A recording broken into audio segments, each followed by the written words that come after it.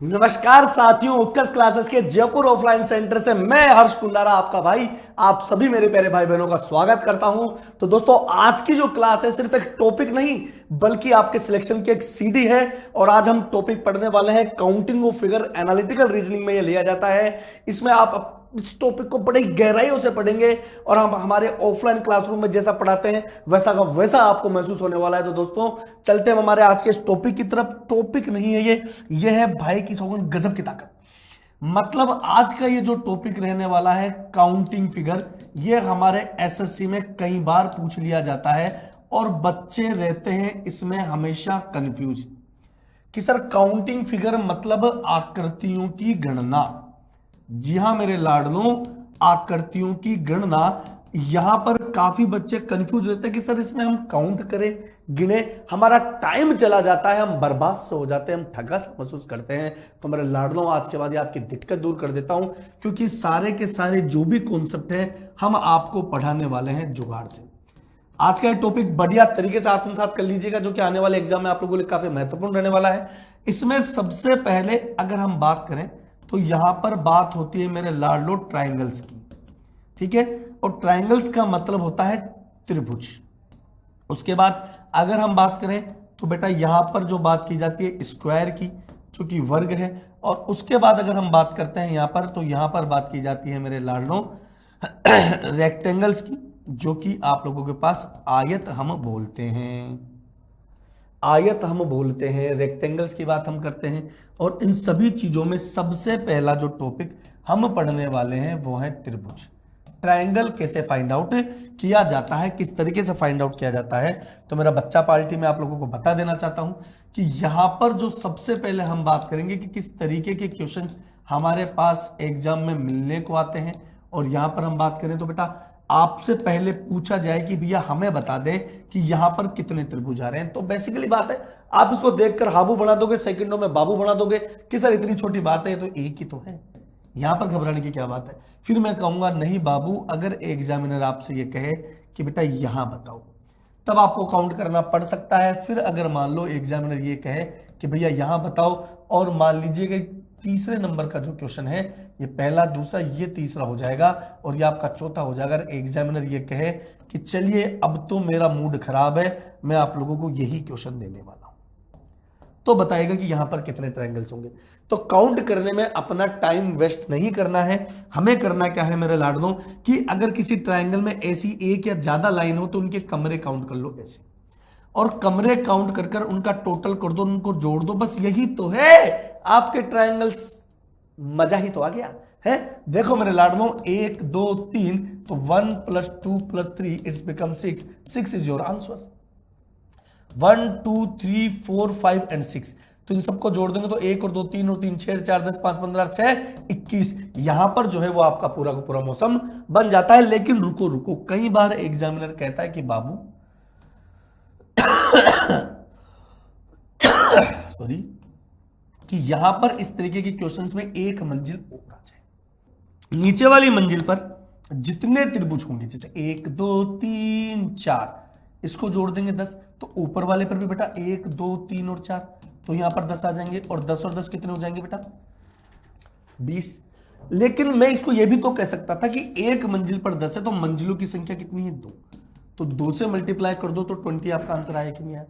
इसी प्रकार से अगर मैं आपसे कह दूं कि भैया ये मान लो 1 से ज्यादा आ जाए, 1 2 3, इस तरीके से पूछा जाए, तो यहां पर क्या जुगाड़ लगाएंगे? तो जुगाड़ लगाने की जरूरत ही नहीं है, कॉपी में पेन ना चले बाबू। ये आ गया, इन सबको जोड़ देंगे तो कितना आ जाएगा? 10।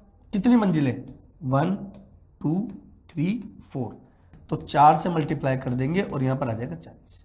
सिंपल, एक मंजिल पर 10 तो 4 पे 40। लेकिन कई बार क्या होता है, हम मंजिल तो पूरी बना लेते हैं, मंजिलें आसान होती हैं, रास्ते ही तो भयंकर होते हैं। जब मंजिलें हम बना ले तो एक आधी अधूरी लाइन यहां पर भी फेंक दी जाती है। और इस आधी अधूरी लाइन का मतलब है, तो मैं तो आपको एक ही बात बोलूंगा बेटा, जितनी जमीन उतने कमरे। पड़ोसी की जमीन पर कब्जा नहीं करना। क्यों लट बजाने भाई बिना बात, क्यों फालतू कोर्ट कचहरी केसों में फंसोगे। तो अपनी जितनी जमीन उतने कमरे। तो बाबू नीचे अपने पास इतनी जमीन है, 1 2 3 4, बाबा तेरी जय जयकार। और बेटा फिर यहां पर है तो 1 और 2 3, तो यहां पर तो आ जाएगा 3, यहां पर 1 और 2 3 और 3 6 4 10 और 10 और 3 13, तो यहां पर हो गया आपका 13।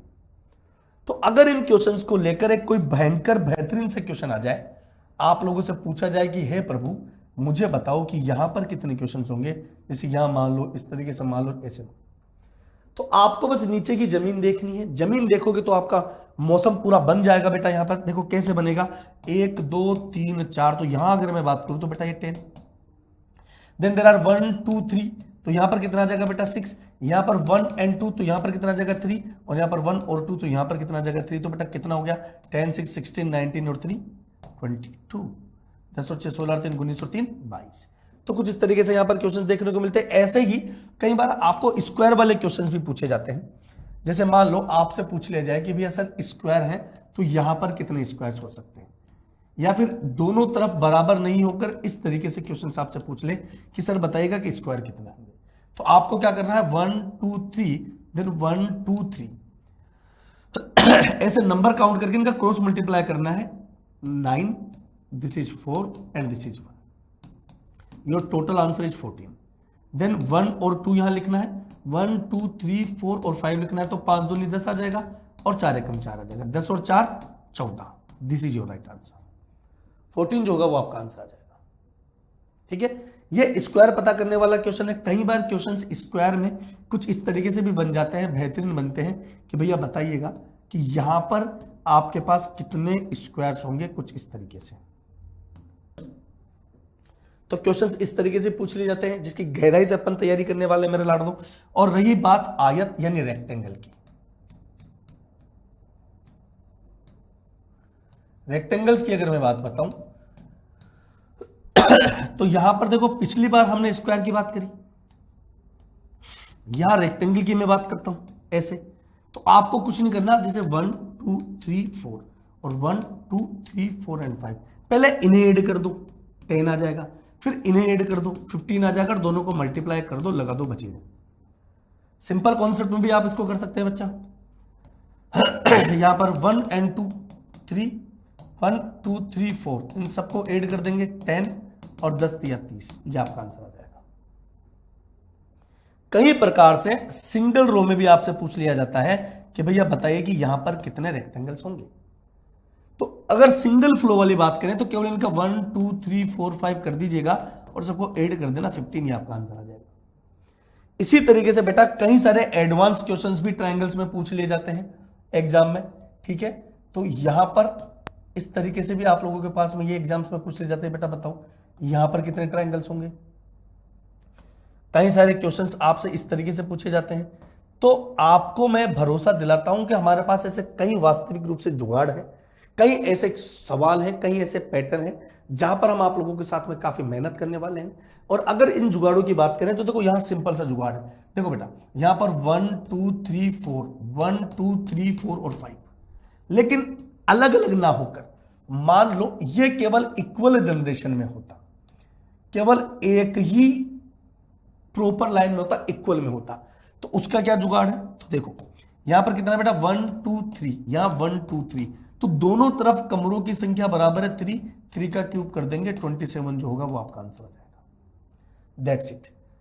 तो ऐसे अलग अलग का भी जुगाड़ हमारे पास है, रेक्टेंगल का भी जुगाड़ है। कई बार आप लोगों से सवाल पूछ लिया जाता है बच्चा कि टॉपिक में स्टार वाले क्वेश्चन पूछे, जैसे मान लीजिए यहां पर कितने आते हैं तो हम जुगाड़ से बता देते हैं भैया 1 2 3 4 5, जितने कोने उसका डबल कर दो। लेकिन बाबू अगर ये लाइन आ गई, अगर ये लाइन आ गई तो इसका क्या कॉन्सेप्ट रहने वाला है। तो ऐसे कई सारे और भी बेहतरीन जुगाड़ हम सीखने वाले हैं मेरे लाडलों, काफी मजे हम करने वाले हैं आप लोगों के साथ। और मैं आपको फिर से बता देना चाहता हूं आगे चलकर काफी बेहतरीन कंसेप्ट रहने वाला है। तो दोस्तों ये तो था आज एक छोटा सा आपका छोटा सा टॉपिक। अगर आप चाहते हैं कि आपकी तैयारी का हर दिन इसी तरह क्वालिटी कंटेंट के साथ बीते, इसी तरह बेहतरीन तरीके से बीते, तो देर मत कीजिए मेरे लाडलो, उत्कर्ष क्लासेस जयपुर सेंटर पर आकर अपनी सीट जरूर पक्की कीजिएगा और नीचे दिए गए नंबर पर अभी कॉल करें और विजिट करें। तो चलिए मेरे लाडलो प्यारे भाई और बहनों, मिलते हैं क्लास में। जय हिंद, जय भारत।